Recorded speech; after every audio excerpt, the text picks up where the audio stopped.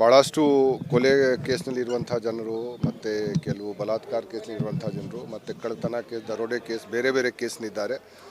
ಆದರೆ ನಮ್ಮ ಉದ್ದೇಶಕ್ಕೆ ಯಾರು ಇಲ್ಲಿದ್ದಾರೆ ಮತ್ತೆ ಅವರು ಇಲ್ಲಿಂದ ಹೊರಗಡೆ ಹೋದ ನಂತರ ಮತ್ತೆ ಇದೇ ರೀತಿ ಮಾಡಬಾರ್ದು.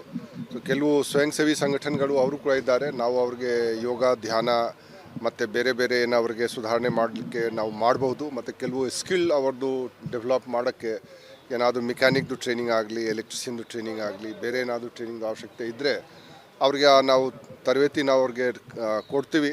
ಯಾಕೆಂದರೆ ಹೊರಗಡೆ ಬಂದು ಮತ್ತೆ ಅವರು ಕಳ್ಳತನ ಆಗಲಿ, ದರೋಡೆ ಆಗಲಿ ಅಥವಾ ಸುಲಿಗೆ ಆಗಲಿ ಅದು ಮಾಡೋದು ಅಥವಾ ಮತ್ತೆ ಕೊಲೆ ಟೈಪ್ ಕೇಸ್ನಲ್ಲಿ ಅವರು ಭಾಗವಹಿಸಬಾರ್ದು. ಸೊ ನಾವು ಈಗ ನಮ್ಮ ಜೈಲರ್ ಸಹಾಬುದ್ದೀನ್ ಅವರಿಗೆ ಹೇಳಿದ್ದೀವಿ, ಅವ್ರಿಗೆ ಕಡ್ಡಾಯವಾಗಿ ಎಲ್ಲರಿಗೆ ಅವರು ಎಲ್ಲ ಇದಕ್ಕೆ ಅವರು ಯೋಗ, ಧ್ಯಾನ ಎಲ್ಲ ಸ್ವಲ್ಪ ಮಾಡಿಸ್ಬೇಕು. ಮತ್ತು ಅವ್ರು ಏನಾದರೂ ರಿಫಾರ್ಮೇಷನ್ದು ಒಂದು ನಾವು ಕಾರ್ಯಕ್ರಮವನ್ನು ನಾವು ಮಾಡಬೇಕು. ಮತ್ತು ಯಾರು ಯಂಗ್ ಆಫೆಂಡರ್ಸ್ ಇದ್ದಾರೆ ಅವ್ರಿಗೆ ಪ್ರತ್ಯೇಕವಾಗಿ ಇಟ್ಕೊಳ್ಳೋದು, ಅದು ಕೂಡ ನಾವು ವ್ಯವಸ್ಥೆ ನಾವು ಇಲ್ಲಿ ಮಾಡಿದ್ದೀವಿ. ಯಾರು ಯಂಗ್ ಆಫೆಂಡರ್ಸ್ ಇದ್ದಾರೆ, ಫಸ್ಟ್ ಟೈಮ್ ಆಫೆಂಡರ್ಸ್ ಇದ್ದಾರೆ, ಅವ್ರಿಗೆ ಹಾರ್ಡ್ ಕೋರ್ ಆಫೆಂಡರ್ಸ್ ಜೊತೆಗೆ ಅವ್ರಿಗೆ ಸೇರಿಸ್ಕೊಳ್ಬಾರ್ದು, ಅದು ನಾವು ನೋಡ್ತೀವಿ.